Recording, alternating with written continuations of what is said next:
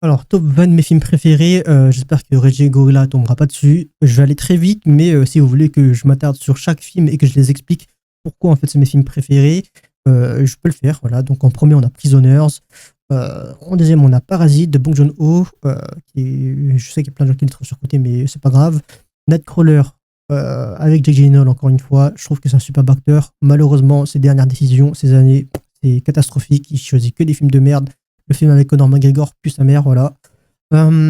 Ensuite, on a Là-haut, donc, qui est pour moi le meilleur film d'animation. Voilà, je pourrais argumenter là-dessus. Ensuite, Le Samouraï de Jean-Pierre Melville, qui n'est pas si connu que ça, mais qui est quand même connu en vrai dans le cinéma français. Requiem for a Dream. En fait, Requiem for a Dream, c'est un superbe film. J'adore le concept d'Asnoricam et l'utilisation. J'aime bien la bande-son, j'aime bien le système avec les couleurs, etc. C'est un superbe film, mais c'est pas un film que je regarderai. Je l'ai regardé une fois, ça m'a traumatisé, je ne le regarderai plus. Voilà, c'est bon. Et je sais qu'Inox Tag a fait un post dessus, je m'en bats les couilles, ça y est. Harakiri, bon, c'est connu, c'est voilà, dans le top. Tout le monde l'a déjà vu, ou tout le monde en a déjà entendu parler, vu que c'est le top 1, je crois, des films narratifs sur Letterboxd. Ikiru de Akira Kurosawa, bon, il n'a pas fait que des films de samouraï à Kurosawa, et il a fait un superbe film noir, thriller. C'est pas vraiment un thriller, c'est juste un film noir en vrai. Et voilà, c'est avec Takashi Shimura, superbe film. Sancho de Bailiff, donc l'intendant Sancho, Kenji Mizoguchi, pour moi le plus grand réalisateur de l'histoire du cinéma. C'est très simple, c'est un film hyper mélodramatique, hyper bien écrit, hyper bien construit, hyper bien filmé. Voilà, regardez du Mizoguchi. Ensuite, The Phaser avec Laurent Zeller, Buclo, l'Oscar à Anthony Hopkins, Olivia Colman, voilà.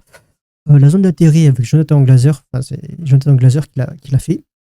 Et ça fait parler parce que notamment récemment il a gagné l'Oscar du meilleur film étranger, et avec tout ce qui se passe en Palestine, forcément ça fait du bruit. Les 7 samouraïs, donc le film de samouraï le plus connu de Kurosawa, j'ai pas besoin d'en parler. Paddington 2, bon, les gens vont croire que c'est du troll, mais c'est totalement pas du troll, c'est vraiment Paddington 2, je le mets dans mon top 20 de mes films préférés parce que c'est pas juste un film familial, c'est un film, on va dire, pour les grands et les petits. Le conte de la princesse Kaguya, superbe film, il y a encore Tatsuya Nakadai dedans, donc il donne la voix. Superbe film, superbe, c'est mon Ghibli, je sais pas comment on dit, préféré.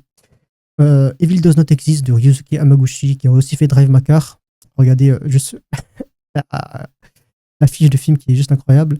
After Young de Kogonada, qui est sûrement mon réalisateur du moment préféré, avec Colin Farrell, et voilà, il y a une scène sur le thé avec Colin Farrell qui imite Werner Herzog, c'est super, c'est magnifique. Le Sommet des Dieux, donc un film français d'ailleurs, qui traite de l'Everest, attention, c'est pas Kaizen, il faut pas confondre avec Kaizen, c'est un super film d'animation français. Et un film d'Ozu, Yasujiro Ozu, c'est le goût du riz était vert.